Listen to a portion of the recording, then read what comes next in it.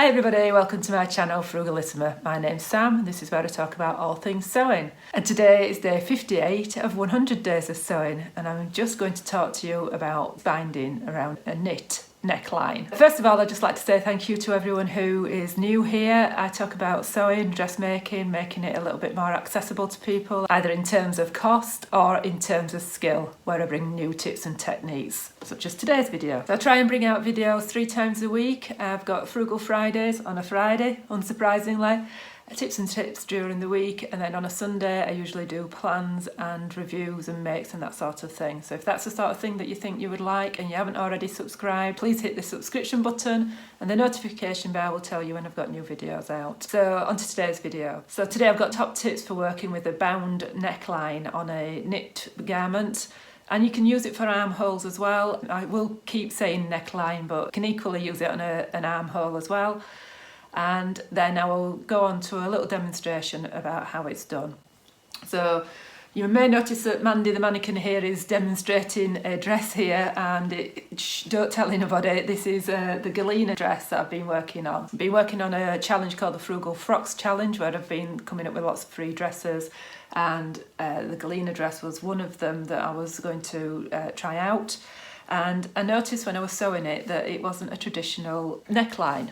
And when I say traditional neckline, I mean like a neckband. So this is a Galaxy tee, which is inside out at the moment, so you can see what a traditional neckband looks like. So on the inside, you've got a raw edge, basically. So it's okay, it's absolutely fine. I mean, it's nicely finished off and serged and what have you.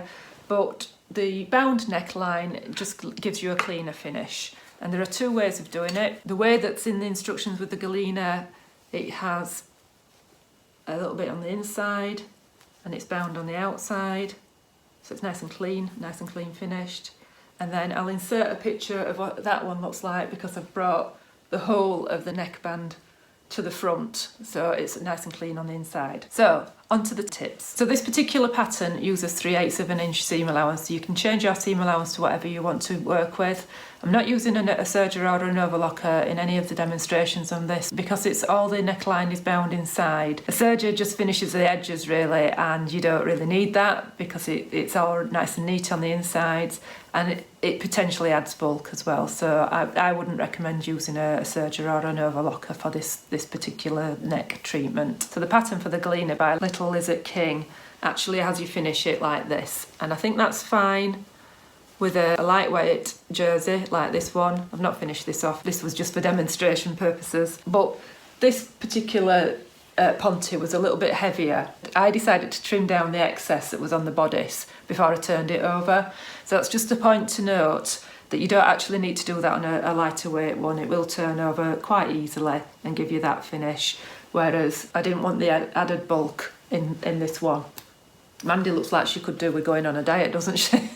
The main point to note is adapt your neckband according to what fabric you're using. There are many ways of finishing a neckline, and this bound neckline I think just gives a nice neat finish. So I'm just going to demonstrate 2 ways of doing this bound neckline for you. A lot of the tips and tricks that I'm giving you today will be applicable for a normal neckband as well, particularly when you're calculating the size of the neckband to cut. So the type of knit fabric that you use will affect the length of the neckband essentially. So something like a ponte that doesn't have a lot of stretch, you can see here it is stretchy but it's not got a lot of stretch, whereas this single jersey that I used for the other demonstration is much more elastane in it. And it's a lot finer, and I think that's a point to remember as well. It's a lot thinner, less bulk. The designer had already calculated the neckband. I worked it out that the one that they'd already provided was about 88% of the neckline. And to calculate that, what you need to do is measure your actual seam. If you're working with a knit top that doesn't have a bound neckline and you're wanting to put one in yourself, you can calculate how long to make that neckband, and you simply just measure off the neckline and you measure it at the seam line, not at the cut line, omitting where the seam allowance would go.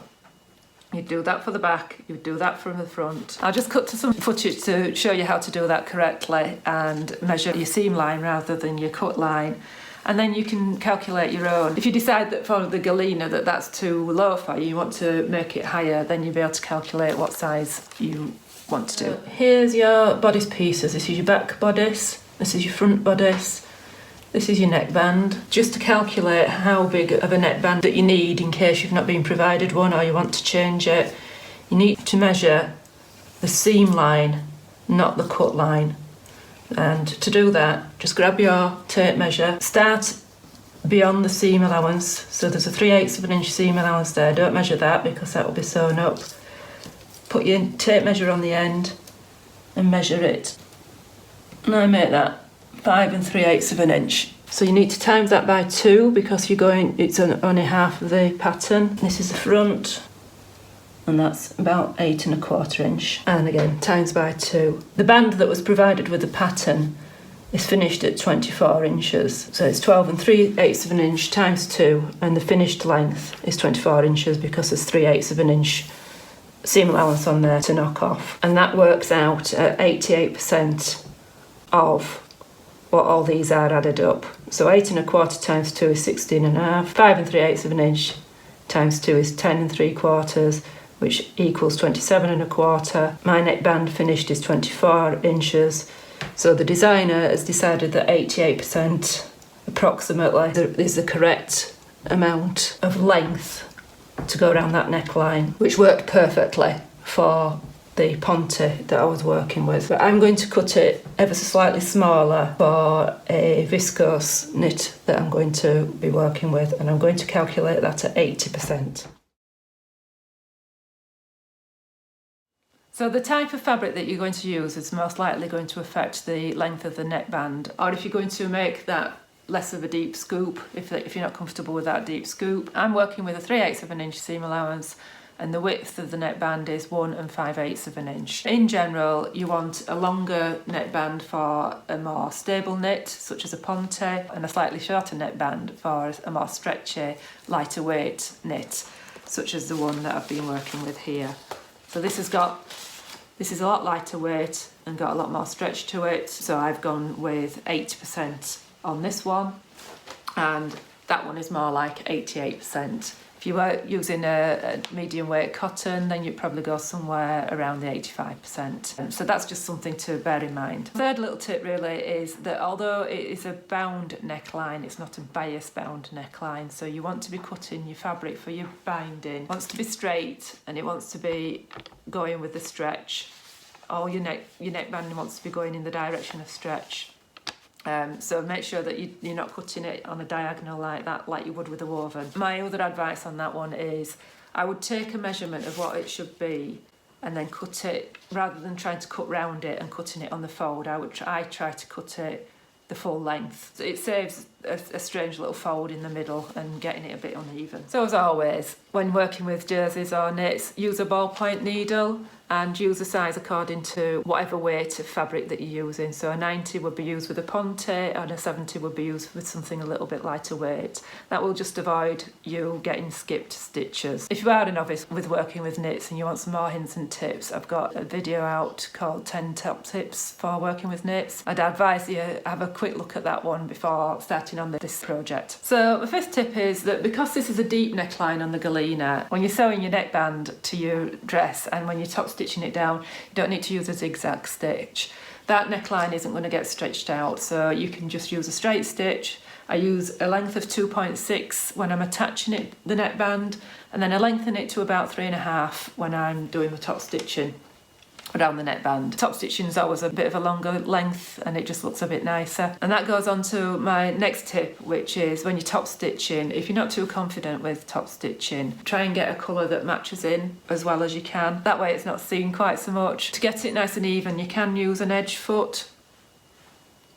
So it's got that little blade. I struggled a little bit on the lighter weight jersey with that edge foot. What I find with an edge foot on a jersey is that it keeps catching, it keeps dragging. I think personally you're better off just using your normal foot, and if you've got the ability to move your needle over to the right, then move it over to the right a little bit. So the next tip is that if you're finding that when you're pinning your neckband down, that the pins are actually distorting the neckband when it's being put to the front, just try hand basting. I know it's not everybody's favourite, but It's a 5-minute job and it's better than unpicking. Jersey's not great for unpicking, so that 5-minute job will save you lots of time. What's it? Stitching time saves 9. So yeah, I would just advise just unbasting it down. And next one is you might want to consider pre-pressing your binding before you're actually attaching it to anything. I will cut to some footage to show you what I mean, and it just prevents you burning your fingers when you're trying to do it in the round. It's a lot easier to do it on the flat.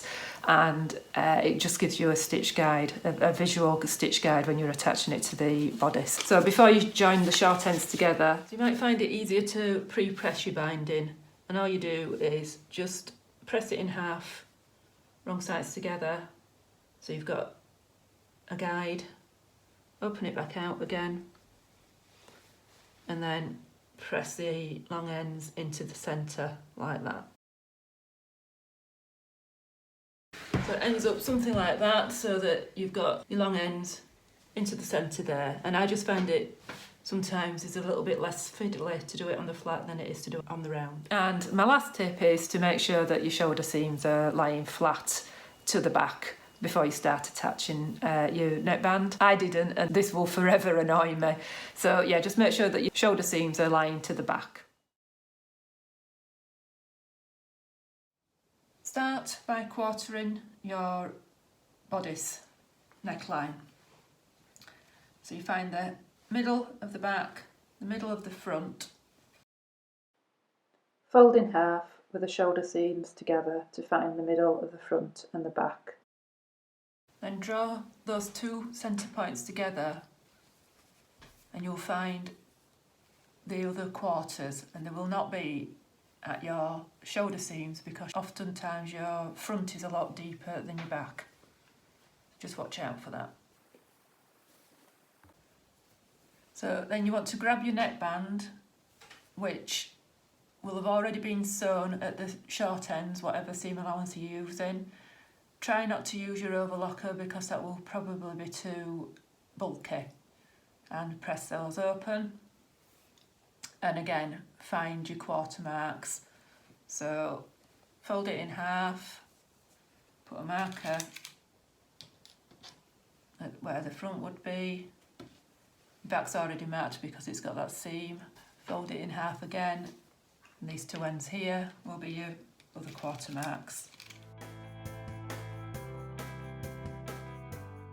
What you're doing then is lining them up with your neckline. And for this technique, you're actually putting the right side of the binding to the wrong side of the bodice. So starting at your centre back, pin your quarter points. And you'll notice that your neckband is shorter than your neckline. You just need to ease your neckline into your neckband, pinning all the way around. You can use pins or clips, whichever's easiest for you. I've used a mixture of both just to demonstrate that you can use either here. And remember, it's right side of binding to wrong side of bodice. And next you're going to sew at 3/8 of an inch all the way around the neck binding.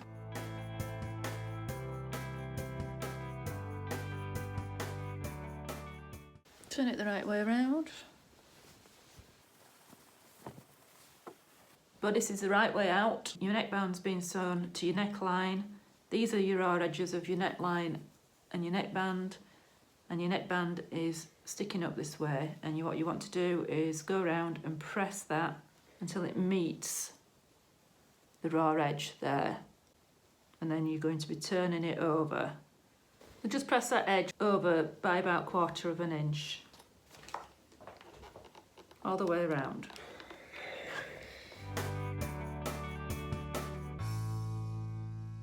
And then I'm just going to trim the bodice part of the dress just down to within about 1/8 of an inch of the seam line to reduce the bulk all the way around.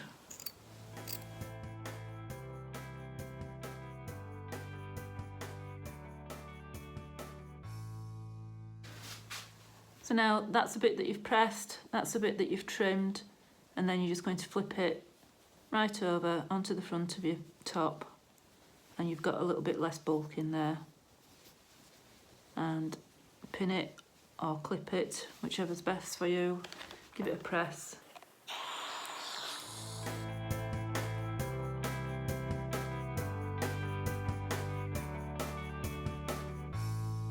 Right, so you just need to make sure that everything's nice and neat and even around there, and then you're just going to go and sew around at 1/8 of an inch around the edge of that binding, and then that should give you a nice enclosed neckline.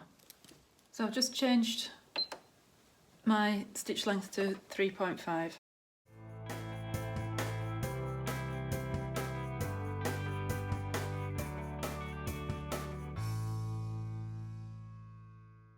And there you've got a bound neckline as opposed to a neckband.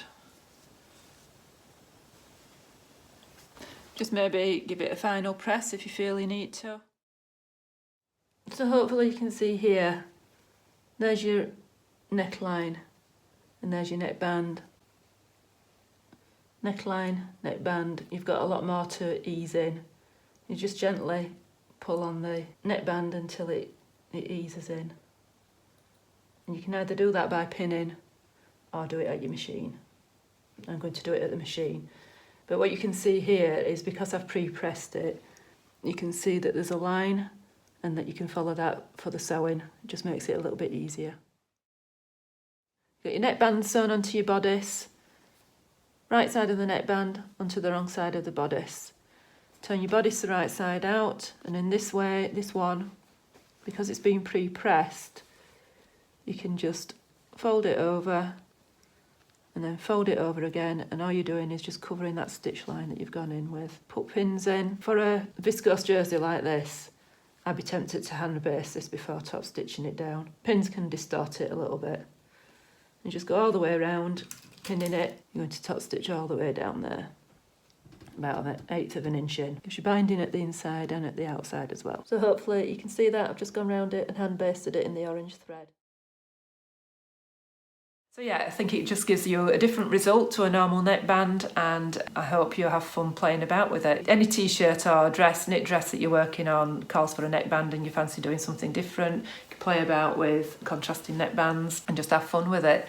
So let me know below if you've got any extra tips for sewing with knit neckbands. In principle, it's the same as doing a woven one really. You can actually choose to do that on the inside as well, but you would see the top stitching on the outside. So I think that just gives a nicer look. To give a different look, you could do a different width of neckband. I wouldn't go much wider than what they've already provided, but you can go a little bit narrower, especially with this one.